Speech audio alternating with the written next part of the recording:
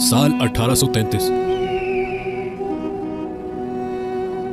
जब कबीला बनी आज के लोग आज जहां दुबई है यहां आकर रहना शुरू हो गए, उस वक्त ये जगह मुकम्मल रेगिस्तान थी और ये अबू धाबी के कंट्रोल में था। दुबई इस वक्त मच्छरों का एक गांव कहलाता था।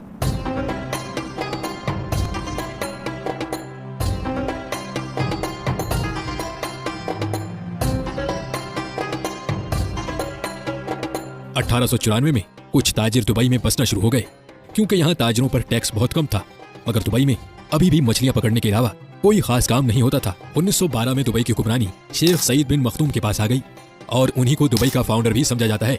उस वक्त दुबई में पर्ल इंडस्ट्री यानी मोती ढूंढने का काम उरूज पर था। दुबई की इकोनॉमी उस काम से आगे बढ़ रही थी, लेकिन दुबई अभी भी एक गाँव ही कहलाता था। ये 1958 की बात है जब दुबई के हुक्मरान शेख राशिद बिन सईद अल मखदूम बन गए। यही वो इंसान थे जिन्होंने दुबई को एक गाँव से एक शहर बना डाला। उन्होंने दुबई क्रीक जहां बहरी जहाज आकर रुकते थे उसको गहरा करवाना शुरू कर दिया।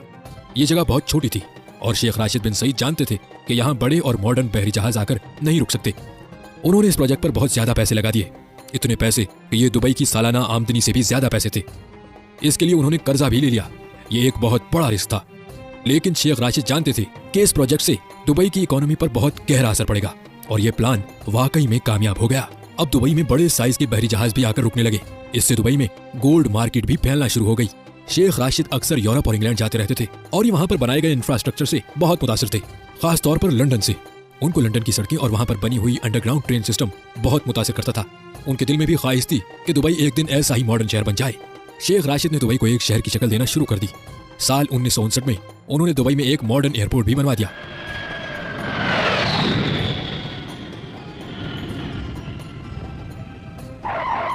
वो दुबई में बिजली की लाइंस, टेलीफोन सर्विसेज और पोर्ट्स वगैरह बनवा रहे थे। लोग समझते थे कि शेख राशिद पैसे जाया कर रहे हैं और दुबई कभी भी एक मॉडर्न और इंटरनेशनल शहर नहीं बन सकेगा। मगर 1966 में दुबई की किस्मत बदल गई। ये वो साल था जब दुबई में ऑयल डिस्कवर हुआ, लेकिन यहाँ तेल के ज़खायर इतने नहीं थे। शेख राशिद ने बहुत ही अक्लमंदी से इस बात को समझा कि दुबई सिर्फ ऑयल पर डिपेंडेंट नहीं रह सकता। उन्होंने उस वक्त कहा था, मेरे पास एक अच्छी खबर है और एक बुरी खबर। अच्छी खबर तो यह है कि दुबई में ऑयल डिस्कवर हो गया है और बुरी खबर यह है कि ये तेल बहुत थोड़ा है। इसीलिए उन्होंने ये तेल का इस्तेमाल करके दुबई में दूसरे प्रोजेक्ट्स बनाना शुरू कर दिए।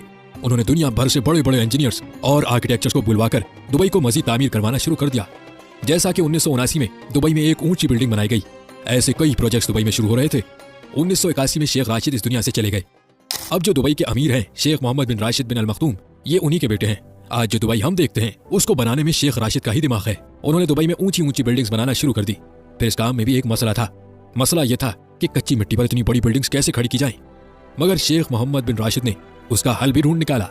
शेख मोहम्मद बिन राशिद ने महसूस किया दुबई के अतराफ पहाड़ वी शेप में बने हुए हैं, यानी यहाँ जरूर कभी पानी मौजूद होगा जो पहाड़ों की शेप कटी हुई है।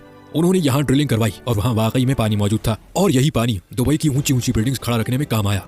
जहाँ बाकी अरब ममालिक जो तेल की दौलत पर अपना मुल्क चलाते हैं, वहीं शेख मोहम्मद बिन राशिद जानते थे दुबई को तेल पर जिंदा नहीं रखा जा सकता। आज भी ऑयल दुबई की इकोनॉमी में सिर्फ 1% कॉन्ट्रीब्यूट करता है, बाकी 99% पैसा दुबई कारोबारी सरगर्मियों से कमाता है। शेख मोहम्मद बिन राशिद की विजनरी प्लानिंग और अकलमंदी की ही वजह है कि दुबई इतना अमीर शहर है। उन्होंने दुबई में ऐसी ऐसी चीजें बनाना शुरू कर दी जिनकी वजह से पूरी दुनिया का ध्यान दुबई की तरफ होने लगा, जैसा कि दुनिया की सबसे ऊंची इमारत बुर्ज खलीफा, दुनिया के बड़े बड़े मॉल्स में से एक दुबई मॉल, आलिशान होटल्स और आर्टिफिशियल आइलैंड। दुबई की एयरलाइन एमिरेट्स एयरलाइन ये दुनिया की बेहतरीन एयरलाइंस में से एक है। ये सारी अट्रैक्शंस थी जो लोगों को दुबई खींच कर लाती रही। दुबई में बहुत से फ्री जोन्स भी हैं जहां हर किस्म की टैक्स छूट दी जाती है, जो दुनिया के बड़े बड़े बिजनेसमैन की तवज्जो अपनी तरफ खींचती है। ये फ्री जोन्स दुबई की इकोनॉमी का 20% हिस्सा बनते हैं, जहां तकरीबन 1.5 करोड़ के करीब लोग नौकरी करते हैं। दुबई में आज 80% के करीब वो लोग हैं जो बाकी कंट्रीज से दुबई में आकर सेटल्ड हैं। आज दुबई में वो लोग भी हैं जो मेहनत करके पैसे कमाकर अपने प्यारों को वापस घर पैसे भेजते हैं, और वो लोग भी हैं जिनके पास बहुत सा पैसा है। दुबई में हर वो सहूलत मौजूद है जो दुनिया के बड़े बड़े मिलियनर्स और बिलियनर्स को अपनी तरफ लाती है।